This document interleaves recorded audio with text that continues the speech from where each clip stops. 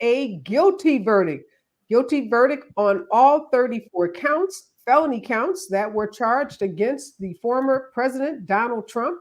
That jury determined in less than 12 hours that the former president of the United States would be the first former president to be indicted, to be found guilty on all counts, and who continues to say he is running for president of the United States. We're going to talk a lot more about that guilty verdict throughout the next couple of hours. It is one of the biggest news stories of the day.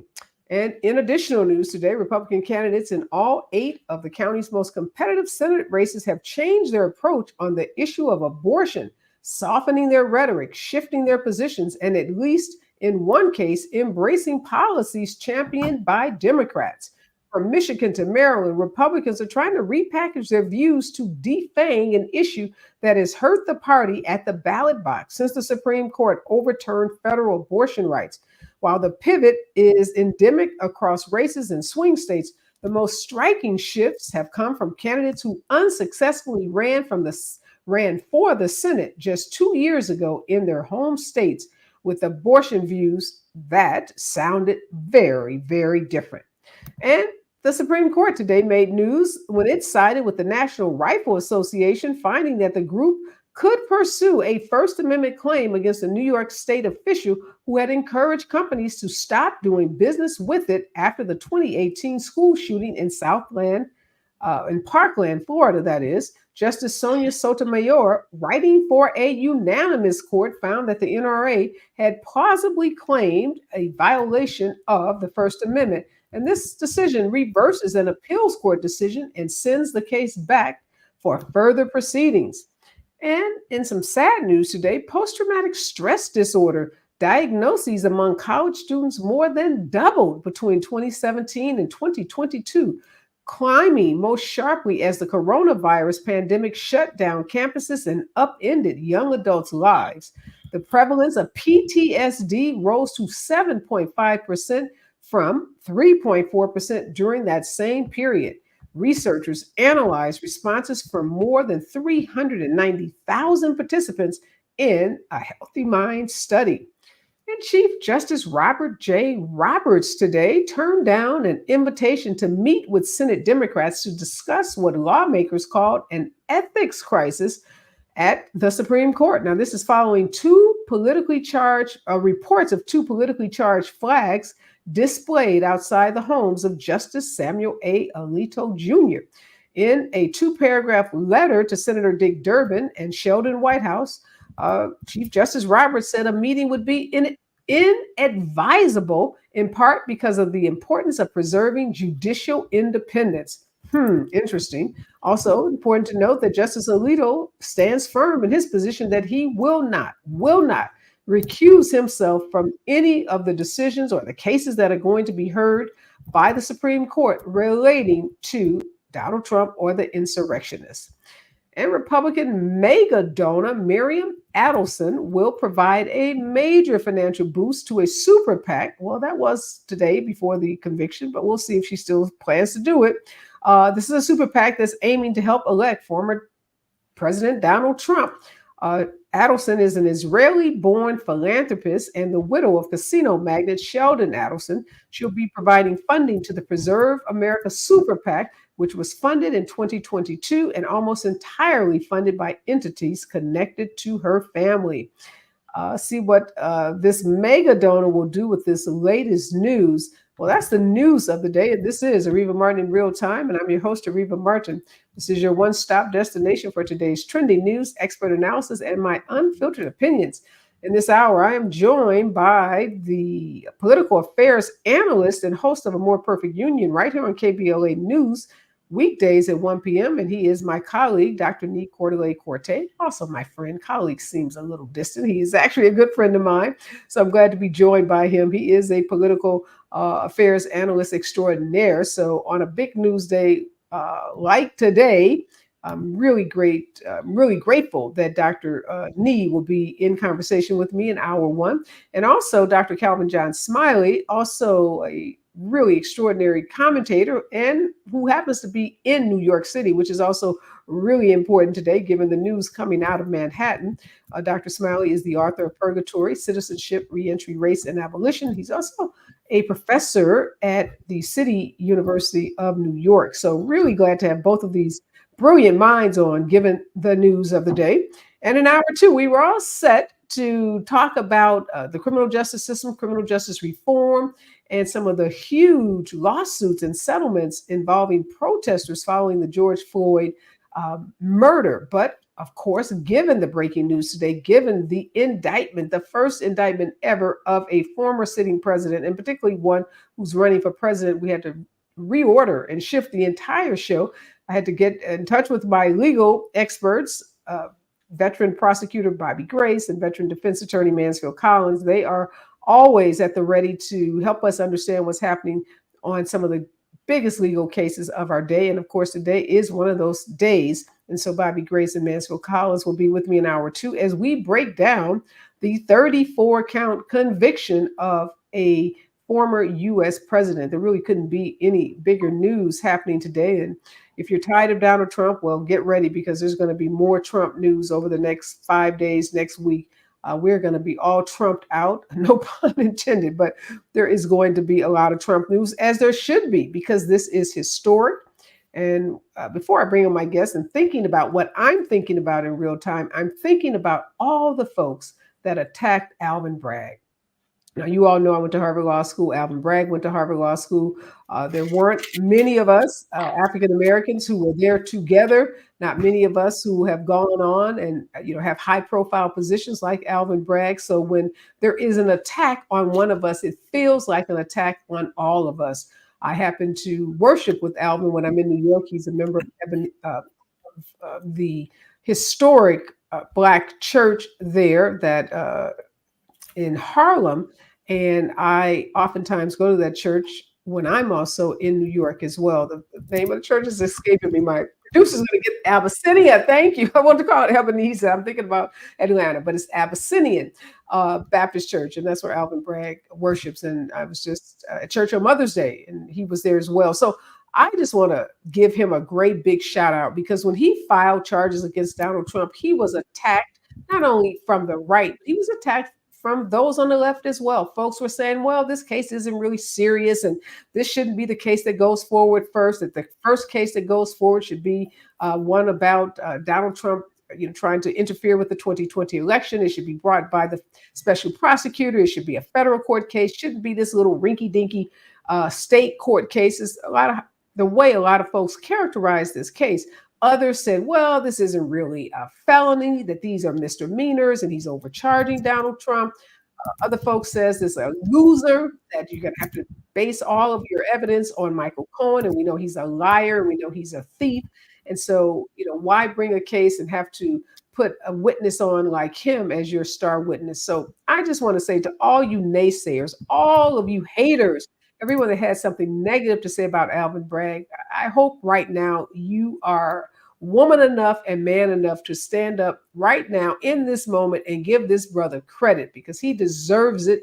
He was brilliant. His strategy was brilliant. The team of lawyers from his office that actually, did the heavy lifting, that tried the case that did the direct examinations, the cross examinations, that made the arguments, the opening statement, the closing statement, they deserve a tremendous amount of credit as well. You can't imagine the kind of pressure that they must have felt prosecuting a former president, particularly one who every day went outside that courtroom and bashed them, talked so negatively about them, called the system corrupt, called the judge corrupt, trashed the witnesses. I mean, just an extraordinary amount of disrespect and hubris, quite frankly, from Donald Trump.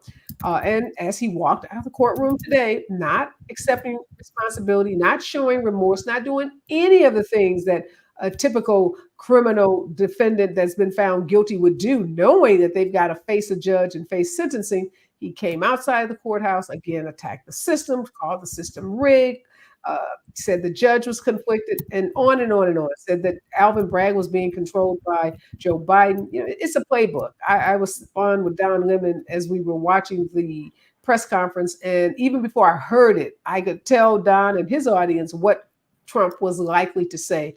because it's the same soup warmed over. It's, the same 5 or 6 gripes that he always makes himself the victim. And what we all know as lawyers and in the legal community is, contrary to what he's saying, he got every advantage conceivable. There's not another criminal defendant in the history of this country that was given more leeway and given more uh, opportunities to do what he did. Anyone trashing a judge the way that he did would have been under a jail. Anyone trashing witnesses, attacking the clerk of the court, attacking the family members of the judges, that's just not allowed in our system. And Donald Trump has a way of normalizing things and making us feel like things are normal. But I can tell you, do not ever, if you find yourself in a criminal case, do not ever do anything that he did, because trust me, you will not fare as well as he fared. So I just again want to say congratulations to Alvin Bragg, his entire team. Uh, you make us proud. You make us look good. You stepped out on faith. You stepped out there and followed what you should do as a prosecutor, is follow the facts. And when there is a crime, prosecute it, irregardless of who the criminal may be. And that's what Alvin Bragg and his team did. He just gave a very short press conference, again, not gloating, not patting himself on the back, but just talking about what the job of a district attorney is, thanking his team, thanking the jurors, and respecting our judicial system as he should, as an officer of the court, and as someone like Donald Trump, who wants to be the commander in chief, but yet tears down every U.S. institution possible, who just proven over and over again, and today as well, that he's unhinged, unfit, and unqualified to be the next president. And that is criminal, convicted felon Donald Trump. When we come forward, more of today's breaking and trending news right here on KBLA Talk 1580. Stay with us. We've got a lot to talk about.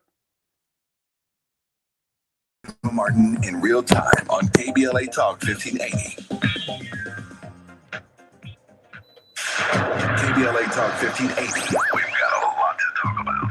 KBLA Talk 1580, connecting you with services and solutions. Stay Housed LA has the resources you need to know your rights and the legal support to back them up. The COVID-19 pandemic has cost people their jobs and livelihoods. This has left an estimated 1/3 of households not being able to make rent and facing losing their homes. This is a fear no one in our community should have to face. You have rights, though, and Stay Housed LA is here to help. Stay Housed LA is a partnership between the County of Los Angeles, the City of Los Angeles, and local community and legal service providers.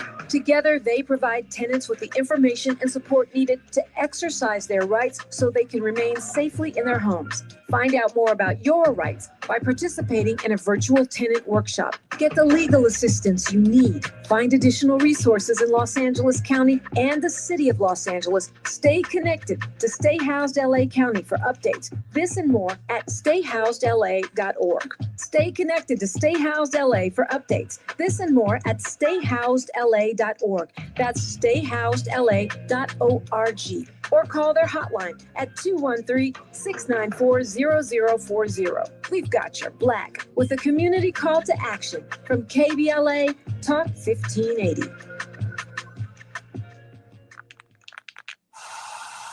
So you just used bug spray in your home. Now what? Well, between the waiting for things to dry up and keeping your family away from the mess, it hits you. You could have used Zevo. Unlike other bug sprays that stick around, Zevo goes from kill to clean in seconds. Plus, it's safe for use around people and pets when used as directed. Zevo, people-friendly, bug-deadly. We're with Bridget, whose husband won't be home for months, and whose daughter is due any day. We're with Mike, who's leaving home to protect his family and yours.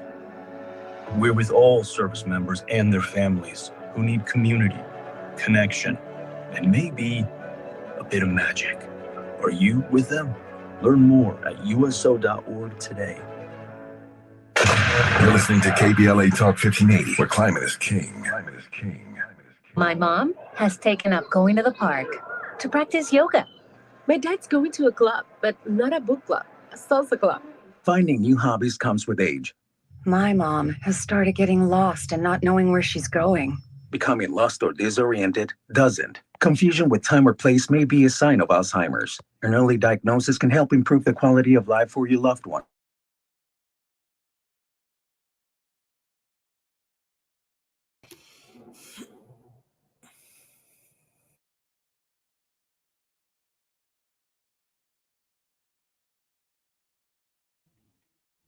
We are back, and Dr. Nee Corte is joining us. He is a KBLA National Political Affairs Analyst, and he's host of A More Perfect Union right here on KBLA weekdays at 1 p.m. And also, Dr. Calvin John Smiley is back with us, and he is out with a new book. It's called Defund: Conversations Towards Abolition.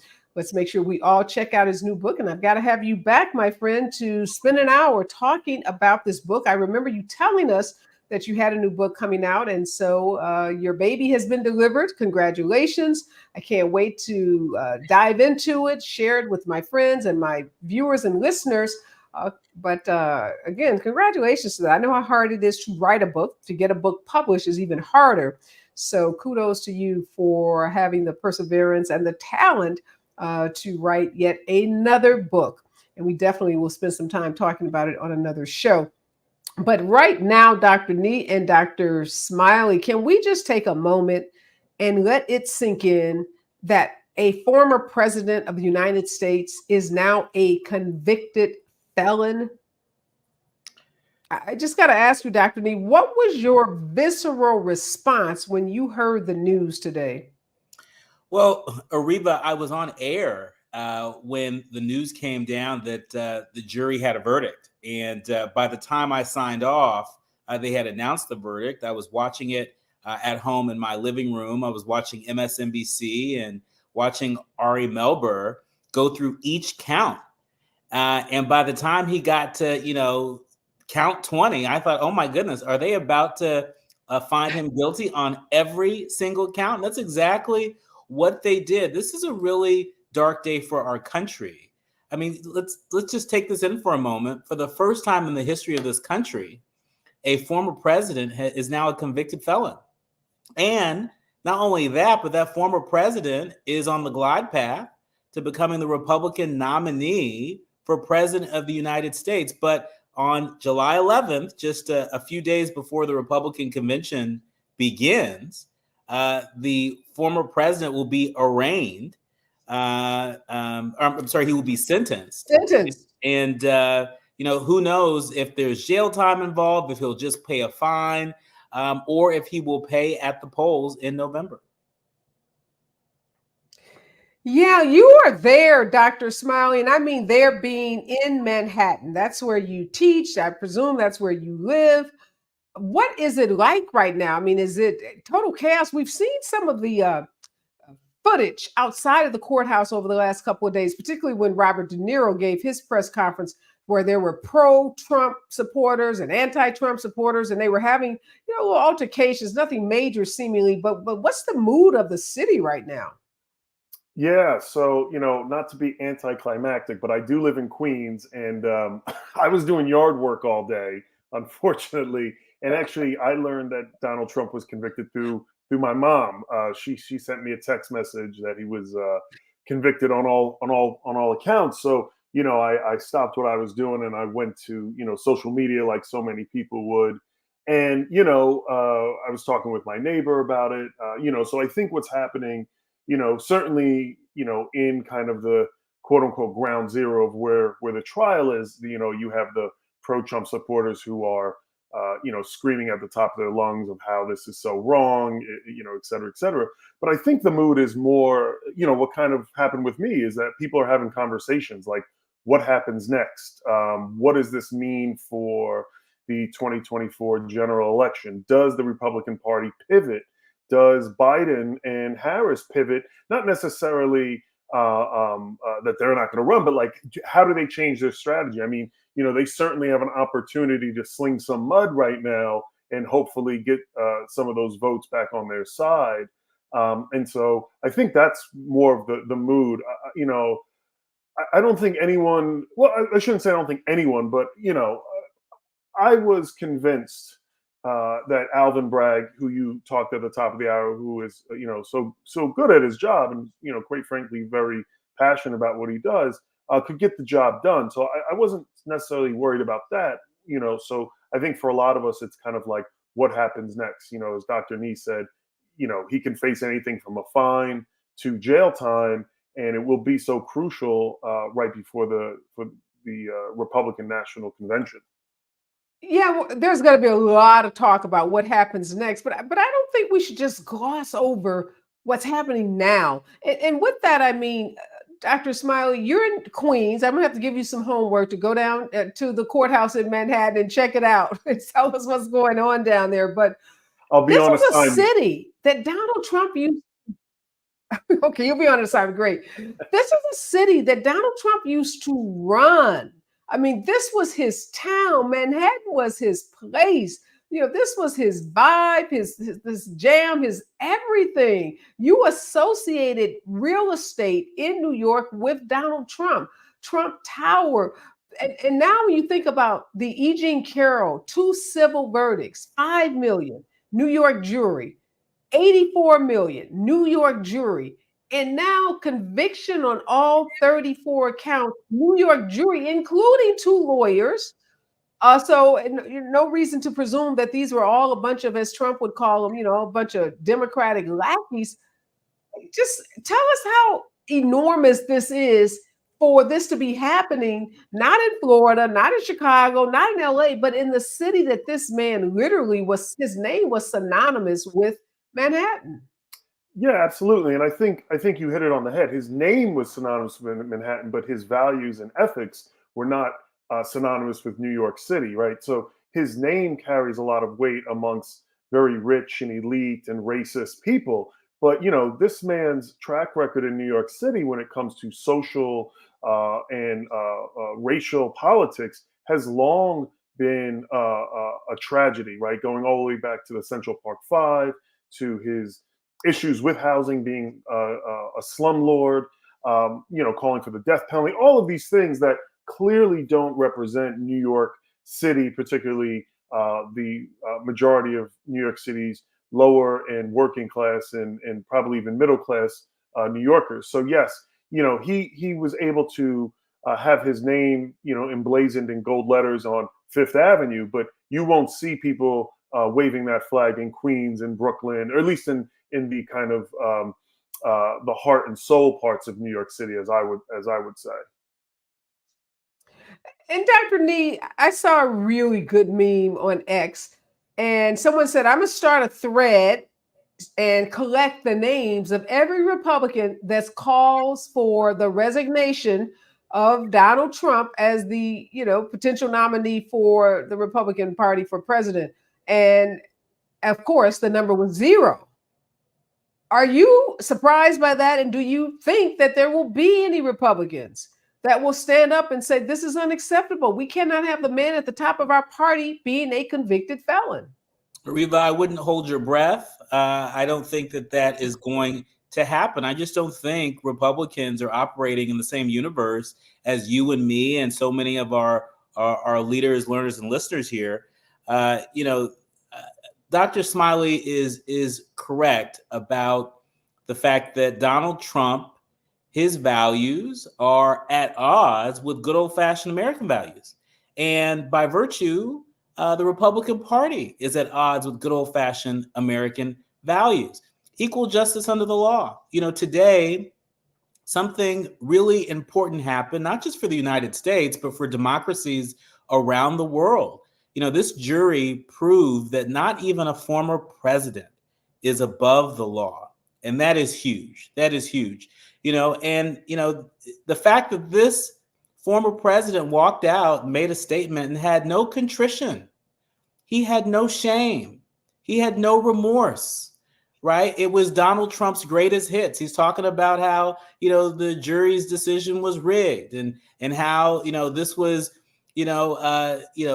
something that Joe Biden and the Democrats, were doing and were up to.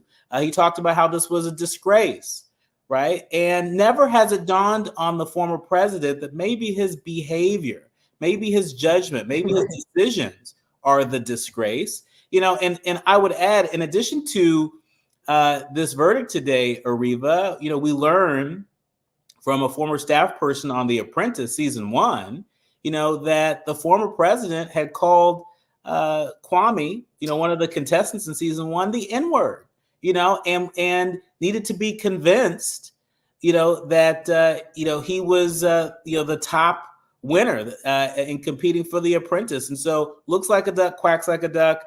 Today, Donald Trump is doing what Donald Trump does the best, which is skirting any responsibility or accountability for his behavior.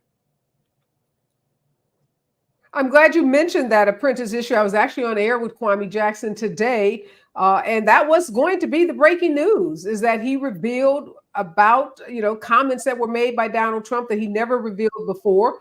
Use of the N-word. We've heard that before with Omarosa, who's come forward with that. And all of that was overshadowed by the breaking news of the conviction. And I don't think we can underscore what it means today. You hit on it, Dr. Nee. Our institution held, our judicial system held. Our systems are fragile. And since Donald Trump has been on the political scene, they have become even more fragile because he spent 8 years or more attacking them, tearing them down, undermining them. But today, our system of law, our system of justice, our legal system showed again that America is stronger than any one person. And again, hats off to those jurors, hats off to Alvin Bragg for demonstrating that we can have a democracy even if we don't agree. When we come forward, we got to continue talking about the political fallout, if any, from the conviction of Donald J. Trump on all 34 counts. Stay with us, KBLA Talk 1580. More of Areva Martin in real time when we come forward. I'm Amber Payton. Here's the latest on the Black Information Network. Donald Trump's guilty verdict in his hush money case shows, quote, no one is above the law, end quote. That's what the Biden administration said in a statement shortly after the verdict was handed down. Biden campaign communications director Michael Tyler says Trump has, quote, always mistakenly believed he would never face consequences for breaking the law for his own personal gain, end quote. He added that the only way to keep Trump out of the White House is at the ballot box. Maryland Governor Wes Moore joined President Biden and Vice President Kamala Harris in Philadelphia for a campaign appearance focused on Black voters this week. Moore is the third Black person elected as governor in U.S. history. The Biden campaign plans to increase its outreach to Black voters in a state that will be critical to win in the November election. Repeating our top story, Donald Trump has been found guilty in his New York criminal hush money case. That's the latest. I'm Amber Payton on your home for 24/7 News, the Black Information Network, and BINnews.com. Over in East LA, a car fire is currently in the left lane of the 710 South before 3rd Street. Right now, stop traffic is from Cesar E. Chavez Avenue. Making our way through South LA, watch for a large tank in the express lanes of the 110 North and Manchester Avenue, and a slight heavy delay that continues from the 105. In downtown, accidents been cleared from the 10 East at Central Avenue, but over an hour and 45 minutes of heavy delays in recovery are ahead from 20th Street. And in Commerce, crash has been cleared from the 5 North at Washington Boulevard with a 35 to 40 minute backup in recovery from Rosecrans Avenue, La Mirada Interchange. Savings. Now that's speaking the Lowe's language. And with My Lowe's Rewards, your savings just keep coming with member-only offers. Learn more about their new loyalty program at Lowes.com/MyLowe'sRewards. Subject to terms and conditions. See Lowes.com/terms for details. This is the KBLA Sports Minute with Ray Richardson. Here's a unique perspective on the impact of Major League Baseball, including the stats of Negro League players in their record books. Ty Cobb, Ted Williams, and Babe Ruth, 3 iconic names in baseball history, are no longer the all-time leaders in 3 prominent hitting categories: career batting average, career slugging percentage, and career on-base slugging percentage, otherwise known as OPS. Josh Gibson, legendary catcher with the Homestead Grays, is now the all-time leader in these categories. Let this sink in. A Black man moved ahead of Ty Cobb, Ted Williams, and Babe Ruth. Gibson passed Cobb for career batting average, Williams for slugging percentage, and Ruth for OPS. The next time you look up Major League Baseball records, you will be delighted to see Josh Gibson's name at the top of the list in these categories. No debates, no speculation, just the info you need. That's your KBLA Sports Minute. I'm Ray Richardson on KBLA Talk 1580. Hi, Tavish Smiley here. We're getting closer to June 18th, and time is running out for you to register to join us for our historic symposium live on C-SPAN, Tuesday, June 18th, 4 to 7 p.m. at the California Science Center in Exposition Park. Admission is free, but you must register at KBLA1580.com right now if you want to be in the audience when the nation will see for the first time ever a stage full of brilliant Black folk talking about the urgency of now. Climate justice, climate equity, climate resilience. It's all going down. Well, it's actually all going up. Tuesday, June 18th, 4 to 7 p.m. live from the California Science Center in Exposition Park. Again, admission is free, but we're filling up fast. So if I were you, I would log on right now to KBLA1580.com to reserve your seat. Caring about the climate, caring about the community. We're KBLA Talk 1580. We've got your black. We ask seniors how to prevent Medicare scams. My best advice, if you get a phone call, do not talk to the person. These people are well trained. Don't talk to them. They don't know me. They're just trying to scam me. Don't be fooled. Hang up. Just hang up. Never give out your Medicare number. They're going to get your number and put in a false claim. If I get a call from someone, I don't pick up the phone. And should I pick up the phone and they ask for information, then I hang up. How do you detect Medicare fraud? Just like I check my credit card statements, I check my Medicare statements monthly. Scammers can get a hold of your number, order medical devices through your account, and you're not even going to know about it if you don't look at your statement. Check your statement every month. If you get your statement and you see something that you know you did not have done, you report it. Call your senior Medicare Patrol. To report Medicare fraud, call the Senior Medicare Patrol at 855-613-7080. KBLA Talk 1580. We've got a lot to talk about. KBLA Talk 1580 believes in community empowerment. LA's 99 neighborhood councils form the grassroots level of the Los Angeles city government. The system was created to connect LA's diverse communities to City Hall. While neighborhood council board members are volunteers, they are also public officials elected to office by the members of their community. Neighborhood councils advocate on issues like homelessness, housing, land use, emergency preparedness, public safety, parks, transportation, and sustainability. They also provide local expertise on the delivery of city services to their various communities. Neighborhood councils are open to participation by anyone who is a part of the fabric of daily life in said community. This includes those who live, work, or own property or a business. If you are interested in stepping up to join your local neighborhood council, visit www.empowerla.org. That's empowerla.org. It's time to think globally, but act locally. This is a community call to action from KBLA Talk 1580.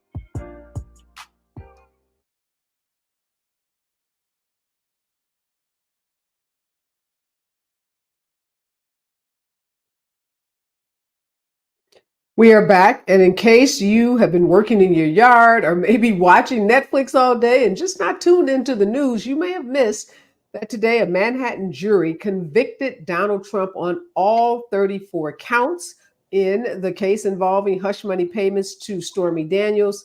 We're going to talk extensively about the conviction in hour 2 with our legal team, Bobby Grace and Mansfield Collins. And in this hour, I'm talking to some political folks, Dr. Nee Cordelay-Corte, who is a political affairs analyst and host of A More Perfect Union right here on KBLA, weekdays at 1 p.m., and Dr. Calvin John Smiley, who's a professor at the City University of New York and author of a brand new book called Defund: Conversations Towards Abolition.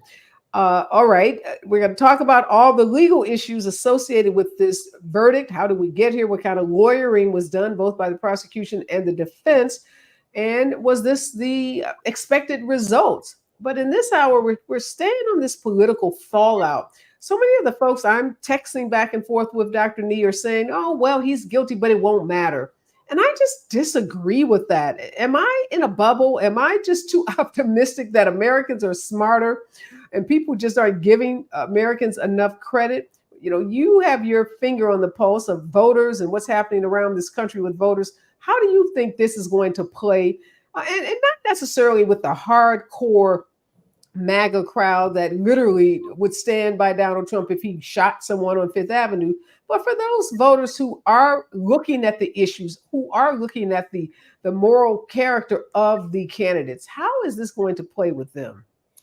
Well, Areva, we certainly remember when Nikki Haley dropped out of the race. There were a number of Nikki Haley voters that felt orphaned by the Republican Party and had said that they didn't want to vote for Trump.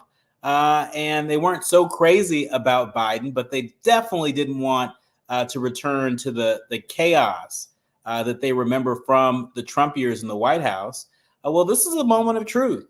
So many of them had said that if he were convicted, that might be enough to change their mind and keep them from either voting for Trump or showing up on election day. And so, this has become a factor in this race. It is still very early. We're on the cusp of being in the month of June, but we're a little over a month away from the Republican National Convention. And it seems to me Republicans have some soul searching to do, to say the least. But, they've got to figure out, how are they going to spin this? Are they going to, continue to hitch their wagon to Trump, even if it means a shellacking for Republicans down ballot?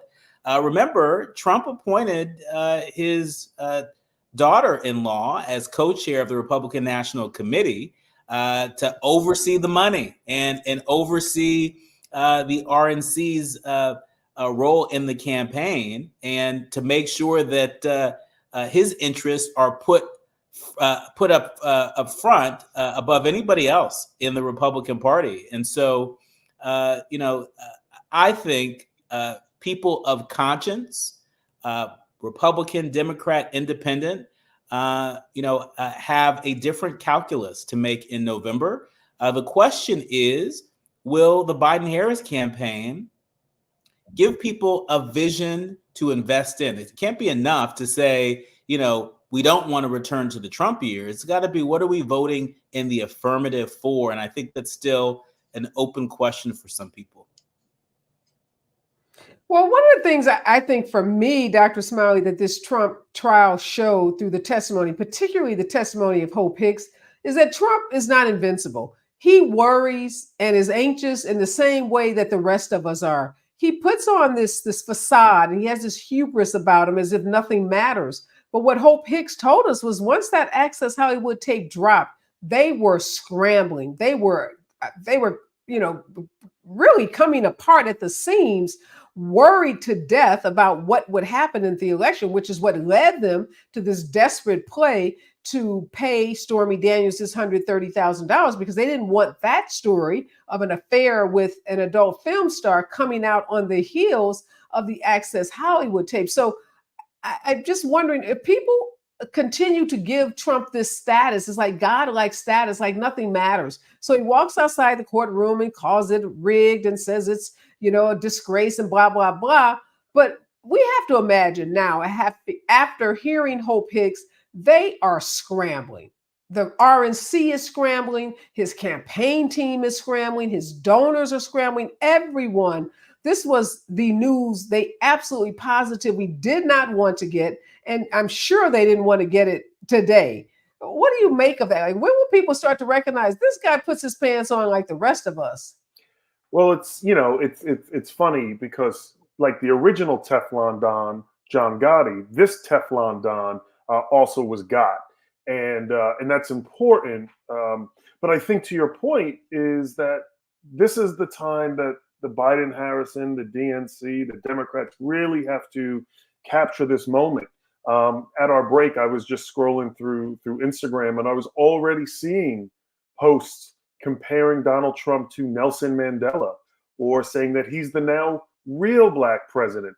And, while you and I and Dr. Nee can brush this off as nothing more than propaganda and AI and bots and other kind of people who are trying to thwart American democracy, they're going to be young folks, impressionable folks who are going to see this and say, you know what? I do see Donald Trump as this kind of martyr now.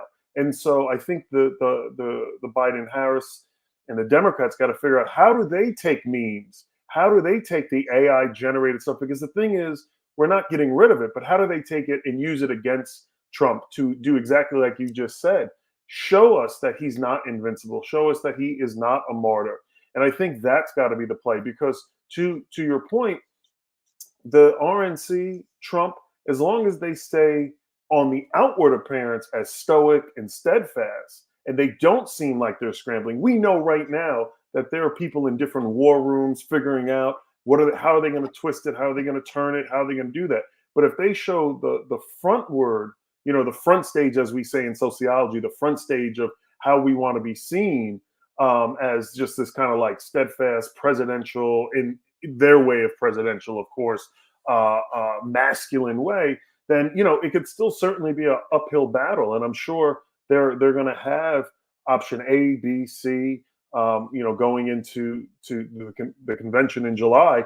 If he's in home confinement, do they still nominate him? And then he gets his home confinement transfer to the White House if he wins, God forbid. What happens then is really going to be an interesting predicament. And I guess the last thing I'll say here is that I'm sure they'll probably have someone as like a last resort backup. Who that will be, I don't know. I have no idea who they would pick, but I'm sure it would be someone who is a Trump loyalist and someone who could certainly be a puppet of the Trumpism. Well, I have to imagine, Dr. Nee, that Ron DeSantis, Nikki Haley, some of those other Republican candidates are so mad right now and wishing that this had happened just a couple of months earlier. Because remember, Ron DeSantis, a big part of his campaign was, I'm going to be the guy that benefits when Donald Trump, falls. When he does get convicted, then I'm going to be the one, waiting in the wings to pick up all of his voters. What do you think those candidates or former candidates are thinking in this moment, Dr. Nee? Oh, I think they are kicking themselves. I think Nikki Haley's probably first in line, because remember, just about a week ago, she came out and announced that she would be voting for Trump, right? Imagine what a difference a week makes. If she would have held off a little bit longer, maybe people might have looked at her differently before she decided to go and sign her name to a bond. I mean, how low can you go, Areva? She signed her name on a bond saying, finish them. Yeah. Right? While there are babies that are being killed in Gaza. I mean, that's how far she has fallen since she announced her run for president. And so I don't know what her future is going to be looking like, but I do know that whoever Donald Trump selects as his vice president has just become all the more important. And their adherence to the Constitution, should he win the presidency in November, is going to be critically important. The stakes just went up.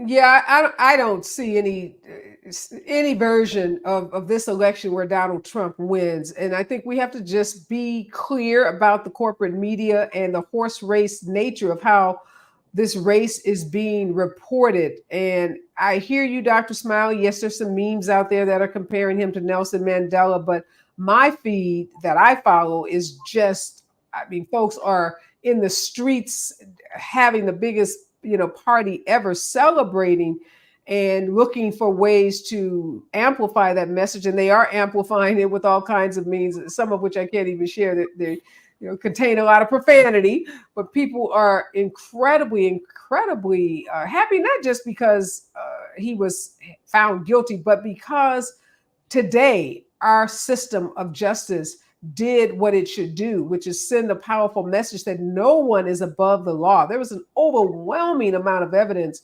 against Donald Trump. Any verdict other than this verdict would have been a real, I think, test to our democracy at a time when so many of our systems are already so fragile. So again, couldn't be more proud to be a part of the justice system, to be an officer of the court, and to be a part of a system that really sends the kind of message that these jurors sent today. And again, these are New Yorkers who I'm sure have grown up in some way.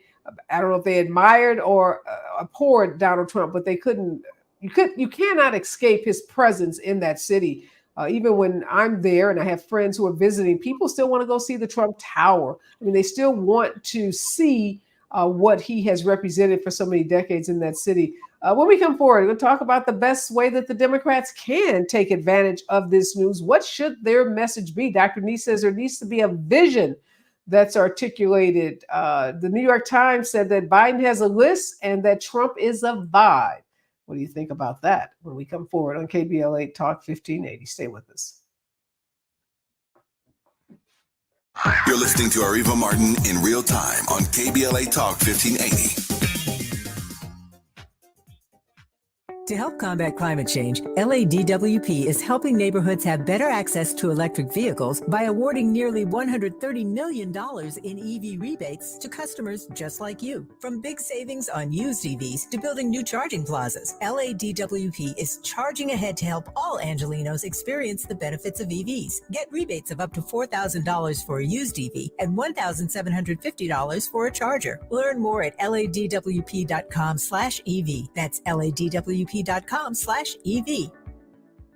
You know where you want to go in life, and City National Bank can help. City National knows the dedication it takes to build your vision for the future into a reality, and our team is here for you. We have a wide range of options to help, from personal savings accounts to interest-bearing money market savings accounts and more, all designed to help you get where you want to go. City National, here for every stage of the journey. Learn more at cnb.com. City National Bank is a subsidiary of Royal Bank of Canada. Member FDIC. Hey, LA residents, it's planting season and the perfect time to get shade trees growing around your home. LADWP and City Plants are giving every resident up to 7 free trees. That's right, 7 free trees delivered right to your door. Trees are great for the environment, help improve air quality, and can help you save on your bill when you use less air conditioning to stay cool indoors. Learn more at ladwp.com/free trees. That's ladwp.com/free trees. We're not just a thermometer recording and broadcasting popular opinion. We aim to be a thermostat, transforming the conversation about climate justice in our community. This is KBLA Talk 1580. KBLA Talk 1580. We've got a lot to talk about. KBLA Talk 1580 believes in community empowerment through the arts. Tia Chucha Central Cultural is on a mission to transform community in the Northeast San Fernando Valley and beyond through ancestral knowledge, the arts, literacy, and creative engagement. The Northeast San Fernando Valley has a population of about 500,000, the size of the city of Oakland, yet it has no bookstores, art galleries, or full-fledged cultural spaces until Tia Chuchas opened its doors in 2001.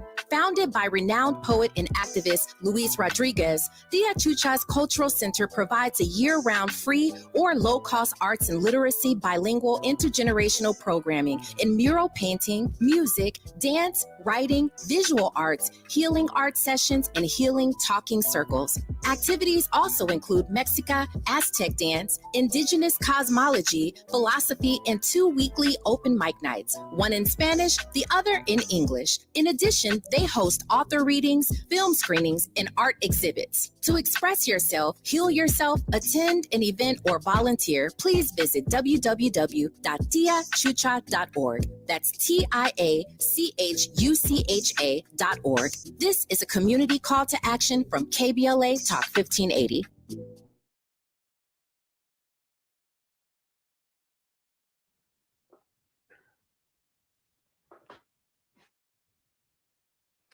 We are back, and in this hour, Dr. Nee Corte and Dr. Calvin John Smiley are helping us make sense of this block-busting news that Donald Trump is now guilty on all 34 counts of falsifying business records in the hush money trial that happened over the last several weeks in a Manhattan courthouse.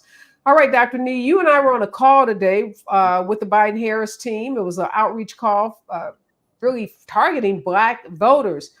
I want to get your opinion about that call, and I'm going to share with you my opinion. So you go first, and then I'll let you know what I thought about the call. Well, I think there is a lot of opportunity for the Biden-Harris campaign to really sort of pull ahead. I mean, so much of the conversation that we've been having has been about Trump, right? And not enough about our fellow Americans, not enough about our listeners, not enough about what this government, what this administration can do to make their lives better and demonstrate our American values at home and abroad, right? And so I think there's an opportunity for the Biden-Harris campaign to pull ahead and offer people, a very clear vision about what they're going to do the next 4 years. It can't just be about let's finish the job, right? Because that makes a lot of presumptions about people's engagement, right? But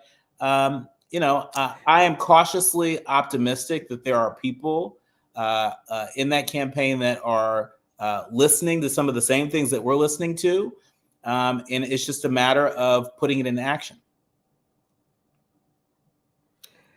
Yeah, I have been unequivocal in my belief that we are going to win. We being the Democrats are going to win the White House in 2024. I still feel that very firm. We feel that. Obviously, we have to work for it, and it's not going to be handed to us on a silver platter. But I was disappointed in the call. I was pulling my hair out. It felt robotic, and I think that's why the New York Times article today talked about Biden being a list, or having a list, and Trump being a vibe. And the list is important because what Biden has done is a lot, and it does constitute a very long list of things, and we've got to talk about those things. But I just didn't feel like we are agile. We're not a campaign that can respond. The biggest news of the day was Donald Trump was convicted, that we have a convicted felon that's running for president. And unless I was, missing a couple of minutes in the call, I didn't hear that talked about in a way that I would think any opponent. Talk about op research. I mean, you don't get anything better than that, Dr. Smiley. And so what I think this campaign has to do is not just talk about what it has done, but they've got to get people feeling good about them as candidates and as an administration. And I'm not suggesting that that's an easy thing to do. And you're competing with a reality star that's masterful at manipulating the media, that gets more unearned media than anybody on the planet. So I do recognize the challenges, but I just feel like we can't be robotic. We can't, check off the boxes and do campaigns by the numbers. We've got to be more creative. We've got to get people excited, and we've got to stand up. Robert De Niro, I think that's one of the most brilliant things the Democrats have done lately. Like, what have you done for me lately? Having Robert De Niro go out, stand outside that courthouse and talk his truths and stand up to those Trump protesters. I just thought it was brilliant. And we need to see more spontaneity, more, folks outside the box talking about this campaign, this administration, and being excited about it. Am I wrong about that, Professor Smiley? I don't think you're wrong. I think, I don't think you're wrong at all. I think that's certainly what the Democrats need to do. I think the problem is that they don't have a good handle on the optics, right? And it oftentimes feels like it falls flat, or that it does feel like pandering in a way that's not going to be successful, especially when it comes to young folks or younger Black folks. I'm thinking about, what was it last week when Donald Trump had his rally here in the Bronx, and he had local rappers, Chef G and Sleepy Hollow, come out and talk. Why aren't the Democrats doing that, right? I mean, the Democrats seem to want to keep up this decorum of, certain levels of nicety, but, why not have local rappers at a Democratic event? Who can get young folks involved? That's the thing about Donald Trump. Love him, hate him, or anything in between. If you are willing to say, I'll support Donald Trump, he'll bring you on stage. I don't see the Democrats doing that. And that sometimes can be, a disconnect. And I think the bigger disconnect, and I really hope that in these months leading up till November, the Democrats can pivot in a way that really puts the pressure on Israel to stop bombing Gaza, right? Young folks, especially college-age folks who in recent years have come out to vote in more and more numbers, right? We've seen that trending in a way, really since Obama.